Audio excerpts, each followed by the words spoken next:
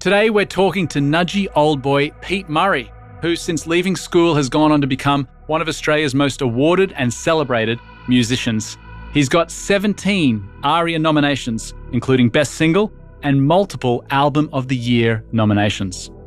On today's show, Pete talks with us about his time in the Nudgee First 15 and breaking one of the school's longest droughts on the footy field. He also reveals the 3 tips that you need to succeed in the music industry, and he also tells us what it's like to go from a big fish in a small pond to a small fish in a big pond. This is Unscripted, the Nudgee College podcast, where we step into personal conversations with members of the Nudgee College community, from international sporting stars to small business owners and more. Let's get into it. All right, Pete, you're one of the most well-known old boys from the college, but tell us a little bit about how you ended up at Nudgee. I finished grade 10 at school towards the end of grade 10. And I remember just thinking, I've just got to get out of Chinchilla. For me... So you grew up in Chinchilla. That was your hometown. That was my hometown, yeah. And, look, I loved, swimming, athletics and footy were kind of my sports, and I loved competing, going to the state and national titles. But you'd only do that once a year for the sports, so it was just that moment of getting out there and competing against all the other kids in the state or the nationals, and I loved it so much. So for me, I felt like I'd probably achieved everything I could achieve in Chinchilla. I really wanted something more. So I remember talking to mum and dad and saying, look, can I go away to boarding school? Because when I was younger, they used to threaten to send me to boarding school because I was probably not quite behaved as well as what I should be. And I was like, no, I'm never going to go to boarding school. And then it's funny, a couple of years later, I'm going, can you please send me away? So we tried some schools, and being Catholic, we tried all the Catholic boarding schools, and missed out on all of them. So I was like, okay, it was kind of, I thought that's it. I'm going to be staying in Chinchilla, so finishing my schooling here. So that's all it was. 2 weeks before school started, we were talking to some friends, or mum and dad were talking to some friends who knew Rob Bork, who was a swimming coach. Yep. And so they said that we'd try to get in, and Rob found out that I was a pretty good swimmer, and he said we need to boost up the swimming team. So yeah, I'm going to see what I can do. So 2 weeks. I probably shouldn't be telling this story because a lot of guys are on the waiting list for years, and we've tried. And 2 weeks out, we basically got in, and because based on my swimming ability, which probably was my least favourite sport. So and not to jump in, but for those listening, Nudgee's known as being such a strong swimming school, particularly through the 90s and 2000s. But back then, Nudgee wasn't a great swimming program at all. Late 80s, 86 and 87 was when I was there. We were quite average. And so I don't think people cared about it. We just didn't have any great swimmers. So I was one of the guys who got in for my swimming ability. And unfortunately for Rob, I was kind of really, my favourite sport was athletics. I ran 4s and 8s, and I just loved that. So instead of training in the morning for swimming, I would get up and do athletics training and occasionally do the swimming stuff. But that's how I got into the school. So for me to make that change and to get in was pretty exciting. And I remember being quite excited about it. I had a chat to my English teacher, Mr. Marks, who has sadly passed on now. And I remember the conversation very clearly saying to him, look, I just got into Nudgee, and he was saying, Peter, why would you want to go to Nudgee? You're a big fish in a little pond here. Why would you want to be a little fish in a big pond there? And I'm just like looking at him stunned going, but don't you get it? That's what I want to go there because you want to become the big fish in the big pond. That's the only way you're going to get better. So it was kind of interesting, from listening to that, and I was even just so excited, more excited then to go, I'm going to go improve myself. I want to be, get there and compete every weekend. You have basically, it's like a state titles in Brisbane when you're competing against these other schools because there's so much talent there. So, not only are you enhancing your education there, but on the sporting field, you're playing against the elite sportsmen. It's amazing that one comment from a teacher sort of, ignited that spark and gave you that clarity that, yeah, you did need to leave Chinchilla. And not that there's anything wrong with Chinchilla, and that is a fantastic community, but, it was the spark you needed to take that leap. And I'm almost thinking of, just about any student that goes to Nudgee, whether it's in grade 7, grade 5 or grade 11 like you, you are most of the time stepping into a really big pond, and that can be intimidating as hell. But it sounds like you embraced it. Oh, totally, yeah. I mean, but I've always been competitive with all the sports that I have done, over the years. So I love that competition, and you want to be pushing yourself. I remember coming to school, coming from Chinchilla, and Chinchilla is a great place, and I love growing up there. I wouldn't change that for the world. But getting to the city and, getting to Nudgee, seeing the size of the boys in, grade 12, I was stunned at how big these guys were. Coming in grade 11, I was like, probably, 85 kilos wringing wet, and some of these boys were just massive. Greg Hogarth, for example, was captain of the first in 86. Greg was a man, just this big guy. They just had such a big team, big forward pack. But I remember just being determined to sort of get in there and match it with these guys. And I'd had a rugby league background, so union was also just an exciting game to start to learn how to play that too. So it was just really, it's an exciting step in my life. Well, let's talk about, you were very competitive, as a teenager, and you mentioned their rugby. And something that I do want to talk about is, not many people might know this, but you were a key member in what's known as the 1986 Drought Breakers rugby team, where between 1971 to 1986, 14 seasons would pass without a single premiership. And not just on the rugby field, in any GPS sport, Nudgee was on a drought. And then you guys, as part of that 1986 rugby team, ended that drought in the college history. Can you share a little bit of what it was like being part of that phenomenal team? Well, I kind of didn't really understand that until I was kind of 3/4 of the way through the season, because I didn't really know the background when I came. I was just sort of playing in the first, and suddenly, Chinchilla playing to 100 people. That's big. That was a big crowd, and then suddenly there's, anywhere from 5,000 to 10,000 coming to see you play.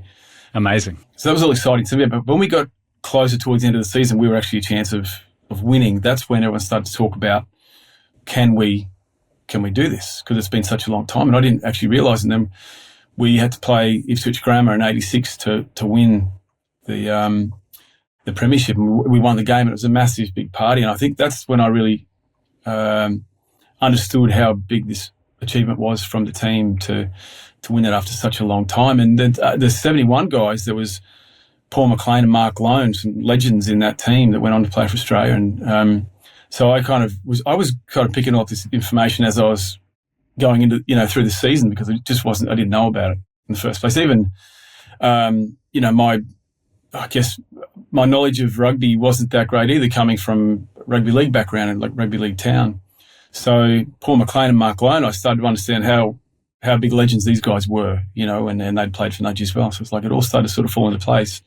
But that achievement was a pretty big thing. And I think, we all felt pretty special about it once we won that comp.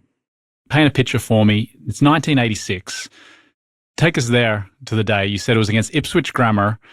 Tell us, you were an outside centre, but tell us a little bit about that day and the role you played in that game in particular. I assume you were in grade 11 if it was your first year in the grade 11. There was two Ipswich Grammar games were basically premiership deciders. And 86 we played against a great Ippy team. They had a guy who scared me for the whole week before that game, Brett Plowman, who played for the Broncos. He was a man-child. So pretty sure he had a moustache actually when I was playing him that day.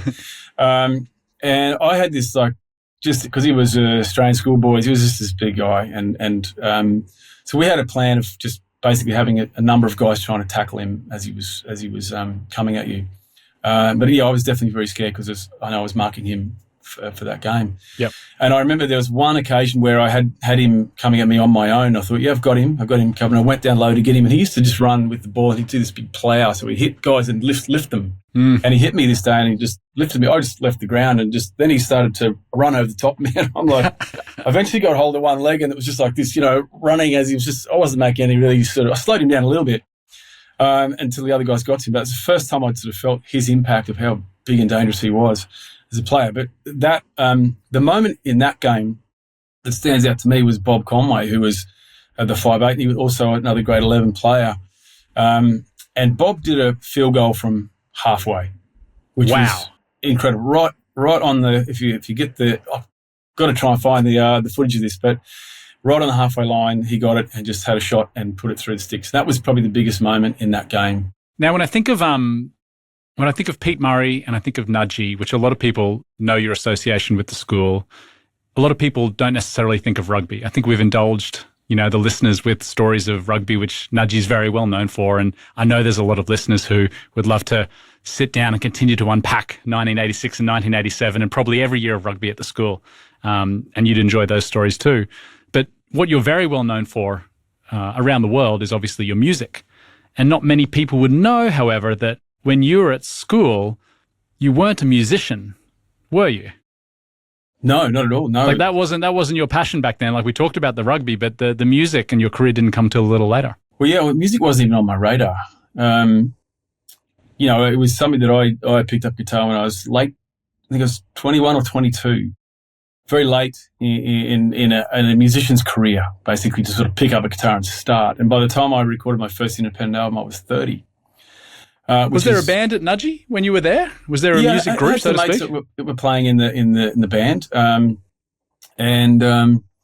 so we had a retreat one time, and the band got together and played. I couldn't believe how good they were, actually. Dave Kiley, who was actually a second row for the first in '87, was an amazing drummer. So, and he was this big unit, played second row, huge man. And it's funny you say that. When I was at the school, our prop in the year 2000 was a guy called Herman Hunt. Yeah. Again, big unit, massive guy. Yeah. And was the most beautiful guitar player and was the member of the year 12 band and just such a gentle giant, but was such an amazing musician as well. So I can totally relate to that.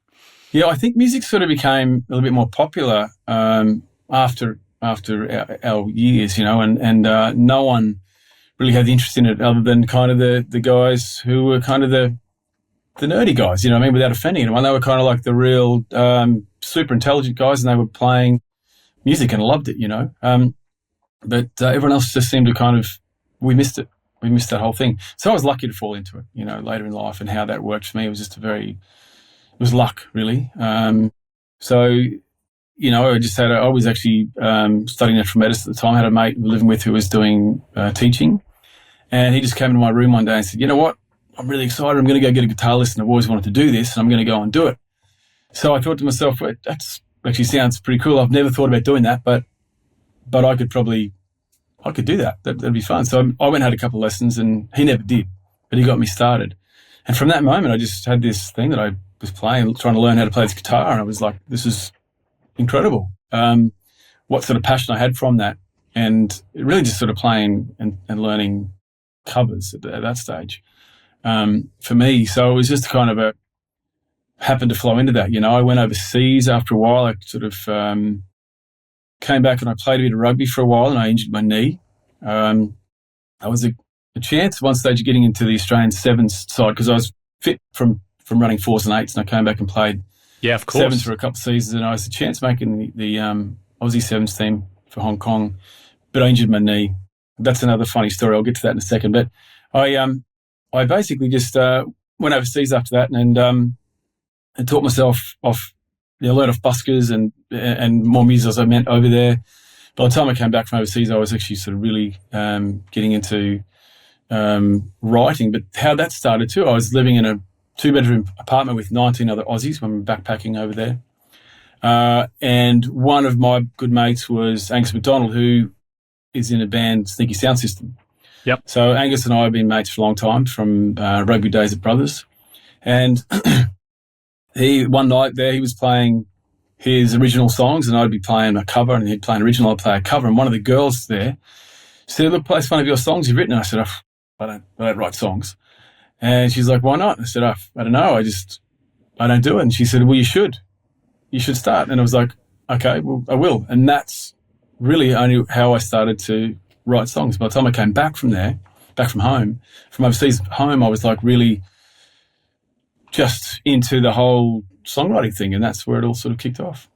Going back to when you were learning to play, were you learning to read music, or were you learning just to play off your ear? Like, how did you sort of discover? Just learned by ear. Is that right? Yeah, and I've had guys in my band who are qualified teachers. They know music. They know how to read it. Like, don't learn it. Just do what you're doing, because what you do is very different to a lot of other people. It's unique, and once you start learning the theory, then that may change the way that you write songs. Mm-hmm. So you won't be doing the things that you do. So that was their advice. So I've never gone into trying to learn it. Yeah, I love that. So, there'd be young listeners that, play music or are developing their artistry. I suppose a thought that a lot of people would have is, can I really make this a career? And we'll get to the industry in a second. But where was the point for you where you felt like this passion for music and songwriting could actually lead to and become a career and not just a hobby? Well, I remember I got asked to manage a friend's band. So for a little while, I was just doing covers. Yep. And I basically just played in Tom's place, a little Irish bar, Dooley's Hotel in Brisbane. Yep. At Tom's place, like it held maybe 100 people, if they were squashed in there. So I was just doing covers on a Friday night. And who was coming to these shows? Were they your friends, or were they? Oh, I had quite a few Nudgee boys would come in, and a few of the guys from Brothers. Yep. Brothers Rugby Club would come in. A couple of cups of tea, listen to some music. Yeah, that's it. So it was always good fun. But I remember going to do a forum with Q Music to learn a bit more about management and how I should do things. And I remember sitting in for the meeting, and the lady there who was doing that chat was saying, look, there's 3 things that you need to be successful in music. So, and she said, I'm going to tell you right now. So I got the pen and paper. I thought, I'm going to write these things down. What are they? This is all you need to be successful. So she went, persistence, persistence, persistence. And I was like, wow, how's that? And it's so true. Because what does that mean, though? Yeah, tell us what that means in your mind. So what you get from that is you're going to get, before you can have any success, because success doesn't come easy, it's going to take time. And there's a lot of people that are going to say no to you. You're not good enough. No, we don't like this. There's someone else better or whatever. And it's going to happen. So you've got to keep going. People that will, as I found out, you make a CD back then was your demo. You had to physically go around and give it out to people because you just couldn't shoot an MP3 off back then. So you'd go around, drop CD off, and people, booking agents would lose it at the venues. So you have to go back and call them again and, hey, can I get a gig? Or I've lost that. Can you drop off again? So just be consistently doing that. People tell you you're not good enough. If you're trying to get any record label deals, you weren't good enough, or I was too old. So not that I was trying to get too many deals at that stage. I was really just kind of happy to be an independent artist. But it's just continuing to try and get over these hurdles and these brick walls that come up in front of you that you've got to try and learn to get around. And how do you do this? How do I get past this moment when you start to lose confidence in what you're doing? And that's the thing that's tricky, I think. Those that don't have success are the ones that give up. And they go, this is too hard, and I can't do it anymore. And I kind of got close to that. I was very low on money, and I was struggling to even sort of buy myself lunch. I was living in Melbourne, and I remember there was I had my independent album, The Game, was out, and I got a great review in the Australian, which got the attention of SONY. Yep. So one of the guys there called up and said, "Can we have the album to listen to?" And 2 years previous to that, I did have a friend of mine who said, look, I've got a friend who works for SONY who works in the accounts department, so maybe you should drop a CD off there. So I thought, oh, yeah, can't hurt. So I did that. Absolutely, yeah. It was just a 4-track CD. And then I had the album, The Game, done. So I dropped that into SONY, which they lost as well. And then it suddenly came back. They said, look, we're not, I did contact them and say, look, is there any interest in doing something together? And they said, look, we're not interested. We've already got some other male singer-songwriter. We don't need 2. I was like, okay. So it was kind of, wasn't going to happen there. So I went away, started to enroll back into to college to finish off my degree for that. And it was only then that things kind of changed. I remember Triple M had a competition on that they wanted me to go into. I didn't really want to do it, but they really liked the music, so they became big supporters. And I went in and won the competition, and then that got the interest of SONY again. So SONY called me up, and Stu, who was the guy I was dealing with, Stu McCulloch, and he said, look, mate, of which, can you give me another album? Because the guy's in Sydney, because Stu was based in Melbourne. And the main guys that make all the decisions are in Sydney. So he said, look, I've sent the album to Sydney guys. They've lost it. Can you give me another one? And by the way, they've just found this 4-track CD that is by Pete Murray. Is that you? Because that's, that was been floating around the office for about 2 years, and everyone in the office is really loving it.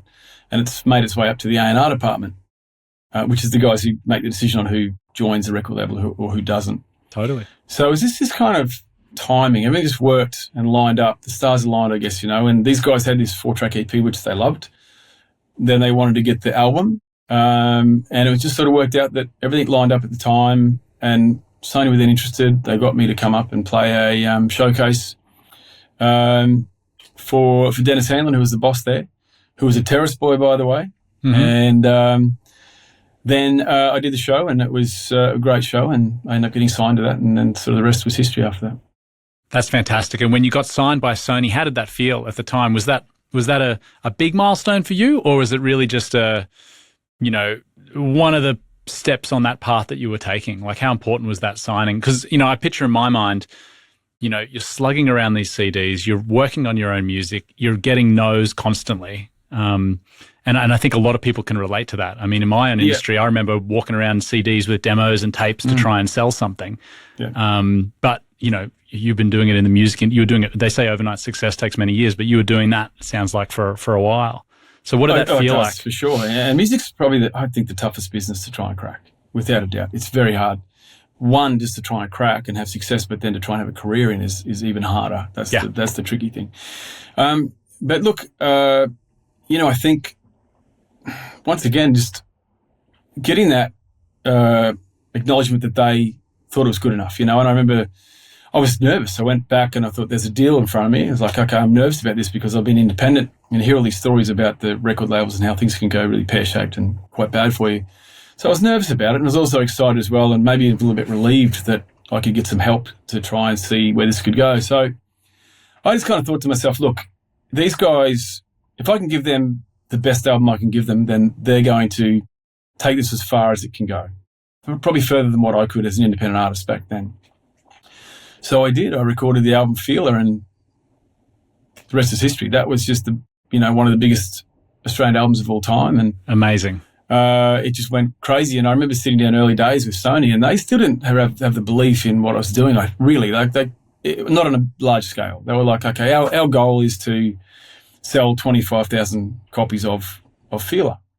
It went on to go like 7-8 times platinum or something like that. So we're talking, over 500, 600, 700,000 copies or whatever it was, which is pretty massive. And I've told you this before, but that album was my youth. Like, I remember so well when that came out, and I was a few years out of school, and you're still discovering who you are as a young man for myself. But your music, I can still listen to any of those tracks, and I know every song word by word, as I'm sure your fans do when they come and see you play today. Yeah, it just connected with people around the world, that album, and it was huge. Really it blew me away because I wasn't expecting it. When you're slogging out like that, I don't expect to get success so quickly like that, but it happened. Suddenly, I was just playing I remember one week I was playing to 30 people at a venue, and then next week it was thousands coming to the show. And once they kicked in, and they didn't stop coming. It was massive. So I remember the first gig, I think we sold out a 400 capacity place. I talk about this gig when I get interviewed a lot. It's called Bar Broadway. It was a 400 capacity room. And I remember going there, setting up for the day, going back to the hotel room, coming back into the gig, and there's a massive lineup all the way around the hotel and down the road. And the first thing I'm thinking is, someone else was playing near this place and everyone's going to see them. No one's going to come to my show. And I went in there and everyone was there for my show. We'd apparently turned away thousands of people for that gig. Wow. And I remember coming on stage and I played the last song on the album of Feeler, which is a song called 10 Foot Tall. Mm-hmm. And I just said to the band, look, I'm going to go and play one or two songs just to test the crowd out, to see what they're like, And the very first chord, we played this song and they sang word for word. This was the last song on the album. This wasn't even meant to be a hit song, and they sang word for word. And then the second song, where I did just acoustic again, they just sang word for word. And the band was sort of peeking out between the curtains going like, what is going on out there? It was pretty amazing.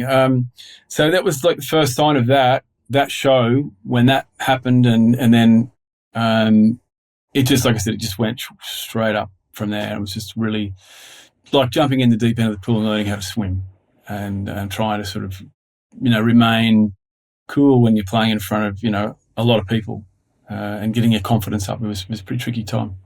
Congratulations on that success. And you've had so much success with Feeler and with your other albums that have gone extremely well in the charts, or at least with critical success on top of that as well. How did fame and success change your story or change your trajectory? Was it all smooth sailing from there, or was there other times, that you still felt the pressure to perform or to continue to write new music or to continue to innovate with what you're doing? Yeah, look, I didn't do this for fame or for fortune. Mm-hmm. For me, it was a lifestyle. And this goes back to when I was 18. I was finishing Nudgee. We just finished Nudgee, and my dad died on the 12th of December, 1987, just after we'd finished school. Mm-hmm. Actually, it was funny. We played, I'd finished school and I had schoolies week. Mm-hmm. And then I went and ran at the national titles. I'd run the 800 heats and finals on the Saturday and the 400 heats. And I was in the final for the 400 on the Sunday, but Dad died that night, Sunday night, out of the blue from a heart attack. So for me, I was always trying to find a career that would allow me time to spend with my family, because Dad worked a lot. He was a watchmaker jeweler, had his own business, sold it. And the last 12 months before he passed away, he was working for the guy he sold it to. So he still didn't get the time to have with us. He was looking forward to traveling around Australia with Mum. They bought a caravan together. They're about to go. And then, he'd finished up with this guy he was working for. He had basically a month off before before this heart attack happened. So, and I was kind of angry about it for a long time, because it just felt unfair that it happened to him, and especially when you're 18, it's a hard thing to lose your dad. It's like hard time, any time to lose your parents, really.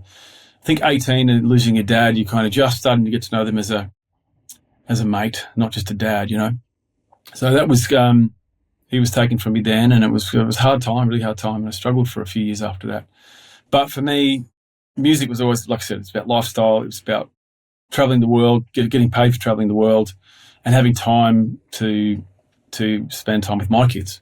That's the main thing. So that I would not be in a position where, the kids, if I pass away, the kids would go, oh, we just didn't get to hang out with Dad. I've had so much time with everyone, and that's the main thing that's important to me. I take my hat off to you. I'm like a lot of people listening, I'm thinking about my own family and my own kids and thinking, am I doing enough to spend time with them? So I think what you said there is really, really special. And I think people will reflect on their own life. And it's funny, because I think a lot of people, when you leave school and you start your career, you're like, I need to make money and I need to chase fame. Everyone. But really, as you develop, it's more about time with family, working with people you like working with, doing things that you're passionate about or you get enjoyment from. I think people make the mistake of trying to make money. And you chase that dollar. It's really hard to make money. It's really hard to make, you don't make quick money. It's not many people do. Anyway, it's difficult, and you pay your taxes. It's actually really, really hard to earn money. But there's a friend of mine who had a sailing boat, and he sailed over to Bali, and he just pulled up on the beach, and one of the local fellas came down and was talking to him. He said, you know what? You guys over there have got it all wrong. You work your whole life to have what we have already. We just have it. Yeah. And it was like such a true statement, Everyone works. We want this dream. We want to go and retire on the beach. We're going to work and work and work and right through and do this, sometimes doing stuff that people don't like. And then we're going to go and we got all their money and we're going to save it. And then it's kind of too late. You can't enjoy it. And you're not enjoying it because you're too busy trying to earn money. Mm-hmm. And we're really, I think the biggest thing is, and I say to my kids, find something that you follow your dreams, basically. Find something that you are passionate about and that you want to do that doesn't feel like work, but you love it. And you get time. Because that's the biggest thing in life, is you don't get time. Exactly. If you're doing these things. And unfortunately, the whole system is wrong how we do things, but, it's kind of, that's how we do it, and people go and we've got to do a 40-hour week, and that's what we've got to do.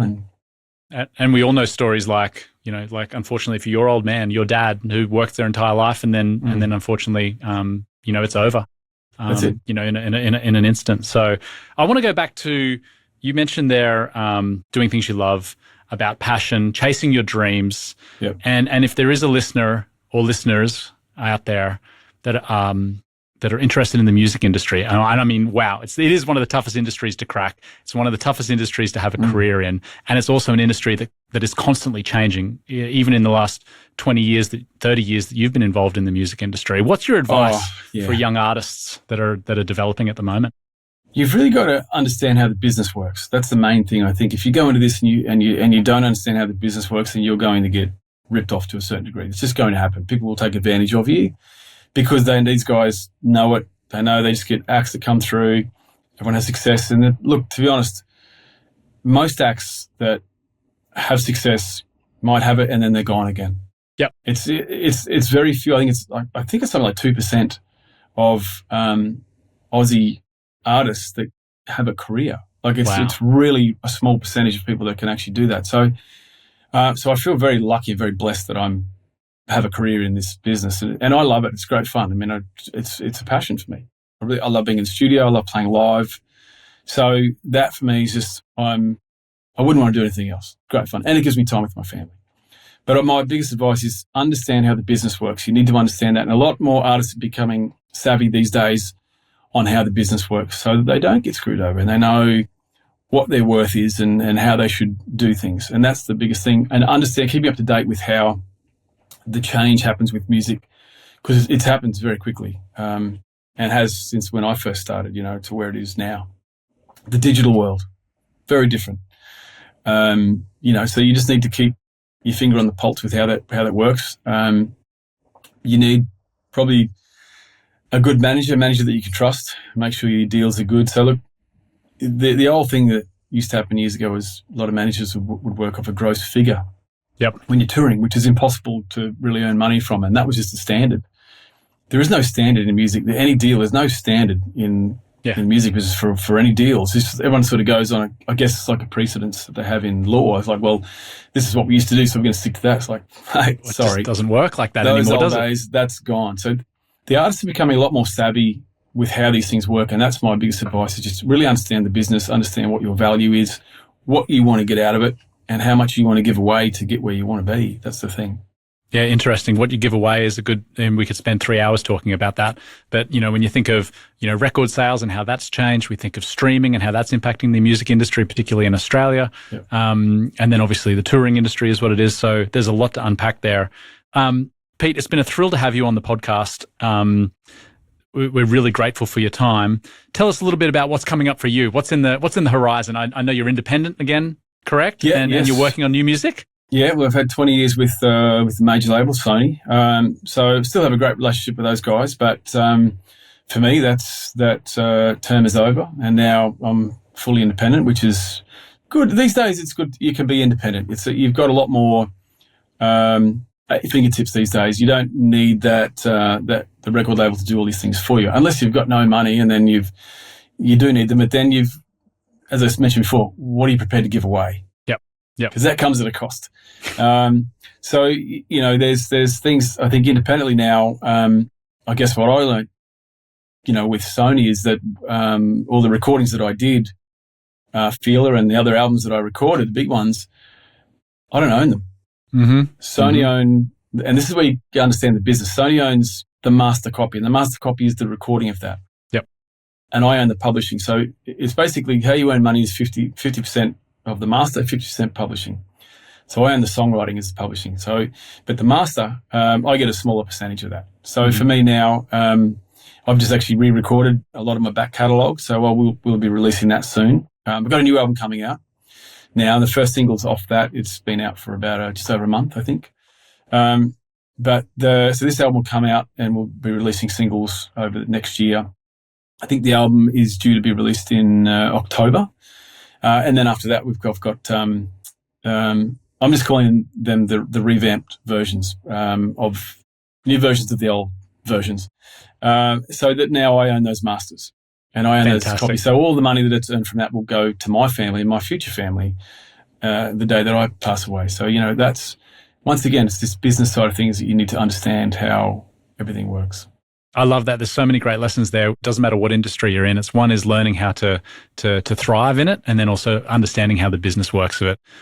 Works that you're in. I can relate to that personally. When I started in the television industry, I spent the first 5 years learning how to make TV, and then it wasn't until I had a moment, and it's a longer story, that I realized, heck, I don't understand the business of television, and I had to totally change the trajectory of my career to understand the business of it, because I've been learning to, how to work in it, not necessarily how to thrive. And everyone does that, because you're jumping in and you're trying to learn how to work in it. That's the thing, until you understand how the business works and where the real money is, and be a bit savvy to that. I like it. I feel like when we come back for our masterclass in cracking the music industry, you'll be our first guest for that as well. Hey, I've got a treat for you, Pete. I don't know if I was given this photo, which we'll put up in the podcast for anyone who's watching. But I want to share this with you. Have a look at this, mate. This is the 1986 Premiership team. And there's a great little red pen around a young Pete Murray there. Look at that guy. Jesus, look at the shoulders on that fella. I know. That's you after you guys won the premiership on Ross Oval, it looks like. That's right. Yeah. Do you remember this day? I remember it very clearly, yeah. It was a great moment. And I've got that photo. I've got that framed at home. You do? You have it framed? Yeah, I got it framed at home. Yeah, it's a great shot. Great. Well, mate. Look, it's such a great team, both those teams, 86, 87. I just can't get over it. I still remember the size of the forward pack in 86. And, just such big guys. I've got to ask, do you still keep in touch with some friends from those 2 years that you were at Nudgee? Yeah. I still keep in touch with quite a few of the boys, actually. So sadly, a couple of the fellas have passed away. 87, Tony Cavey, who was, I don't know if you've ever heard any stories about Tony Cavey, but he was probably the toughest kid I've ever met. Had a real wild streak in him, but he was just the toughest guy, the most loyal guy you'd have on the team. And he was, if there was any trouble anywhere, he was the first one there to stand up and protect you. So Tony sadly passed away. Might have been last year, I think it was. So it's hard when that happens. One of your mates who was such a strong person passes away. So. And some other guys in the 86 team too. I know Tim Enright was Australian Schoolboys, and Tony Cave was Australian Schoolboys. Yep. And Tim was... And they've passed? Yeah, Tim's passed as well. Tim was a prop, but he was agile, real agile, and fast prop. So, yeah, incredible. But, no, look, amazing to play in those teams. Like I said, I feel very blessed to be lucky enough to play in two undefeated premiership teams, and it's kind of, as I found out, was quite rare and hard to do. I mean, since that time, it's been a lot of premierships have come back to Nudgee's way. But that was a really nice moment to be taking that photo after the Drought Breakers, as you call them. So it was a nice moment. Look, two surprising themes that have come out of this, Pete, that I've just jotted down is the idea that time is precious, and I think if there's anything a listener can take out of this, it's use time to hone your craft, whatever that might be, and also use time to spend it with those who matter or those you love. So, Pete, thank you for spending your time with us today. We really are grateful for you joining us in this new series, and I can't wait to see you live on stage soon, hear some of your new music, and thank you for always being such a wonderful flag bearer for the college and everything that you do. So thanks for joining us. Thanks, Wes. Yeah, well, nice to chat to you too. All right. Thanks, Pete.